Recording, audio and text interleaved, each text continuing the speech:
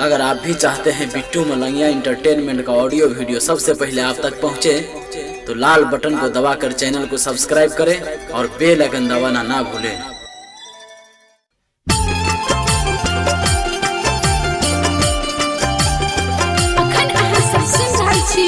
Malangia recording studio की शानदार प्रस्तुति।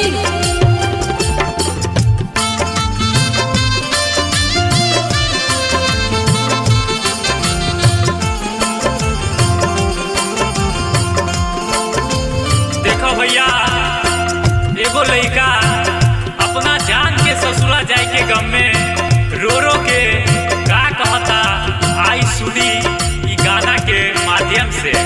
नीर गिरैया दिल हमर चिरैया, नीर गिरैया दिल हमर चिरैया, आन बिरान बना के तू छोड़ देलक, चांद हमर जिंदगी से कता चल देलकै, चांद हमर जिंदगी से कता चल देलकै।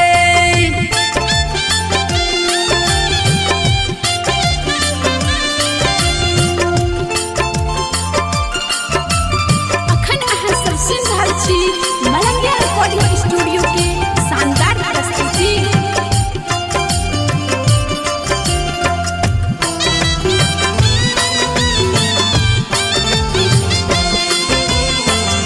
मिलैला अबै छलै 12 बजे रात में, याद आबै छै भाई रे ऊ खाइत खाइत में, याद आबै छै भाई रे ऊ खाइत खाइत में। मिलैला अबै छलै 12 बजे रात में, याद आबै छै भाई रे ऊ खाइत खाइत में। बात करै छलै नुका के फोन से, बात करै छलै नुका के फोन से, कौन गलती के हमारा सजाऊ देलकै, चांद हमारा जिंदगी से कता चल देलकै, चांद हमारा जिंदगी से कता चल देलकै।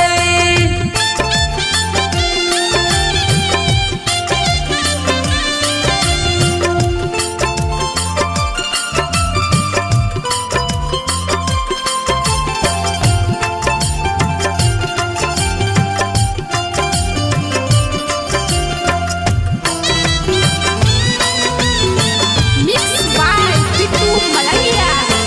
याद बड़ा आबैया कमल श्रमण के, चल देलकै ऊ रोशना के छोड़ के, चल देलकै ऊ रोशना के छोड़ के।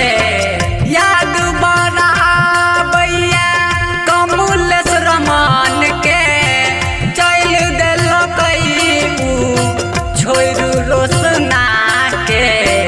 मनो न लागे अखिया खुकाने, मनो न लागे अखिया खुकाने, जय राम ज्योति के चिन्हो न पेलकै, चांद